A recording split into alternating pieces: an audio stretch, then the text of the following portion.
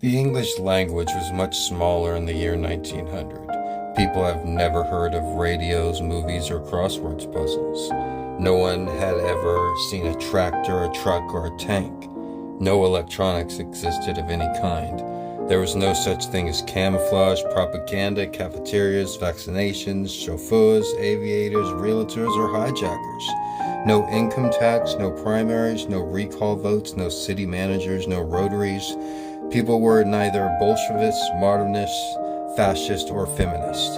They didn't listen to jazz, gospel, or rock and roll. No one was schizophrenic or psychotic, and no one had neurosis. No one had ever worn polyester, sunglasses, or lipstick. No one had used pesticides or fluoride. Indeed, the history of the 20th century can be measured by the number of words that was invented to describe it. Among the new words that entered the English language during the 20th century was adolescence, dating, and teenager. For the first time, there was a gap between puberty and incorporation into adult life. In the year 1900, children and teenagers under the age 16 accounted for 44% of the population. Today, the young make up about 29%. In 1900, if a mother had 4 children, there was a 50-50 chance that one would die before the age of 5. At the same time, half of the young people lost a parent before they reached the age of 21.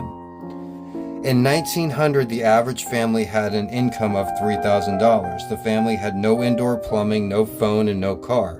About half of all American children lived in poverty. Most teens did not attend school. Instead, they labored in factories and fields.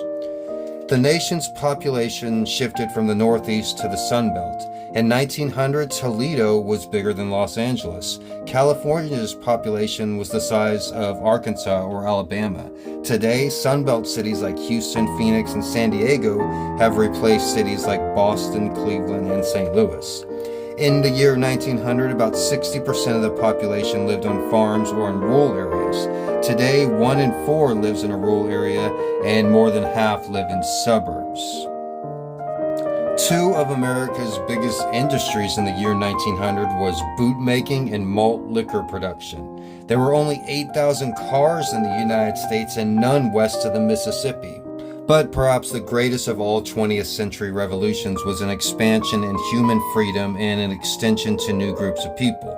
Vast strides were made in civil rights, women's rights, and civil liberties. The very meaning of freedom expanded in the 20th century. In the 19th century, freedom's meaning was surprisingly limited. It referred simply to equality before the law, freedom of worship, free elections, and economic opportunity. Subsequently, early 20th century reformers argued that individual freedom could only be realized through the efforts of an activist, social conscious state. Freedom increasingly was seen dependent on government regulation, consumer protection, minimum wage, and old age pensions. European imperialism and colonial empires came to an end. In 1900, the British Empire contained roughly 400 million people, about a quarter of the world's population. At the start of the 21st century, 88 of the world's 191 countries are free.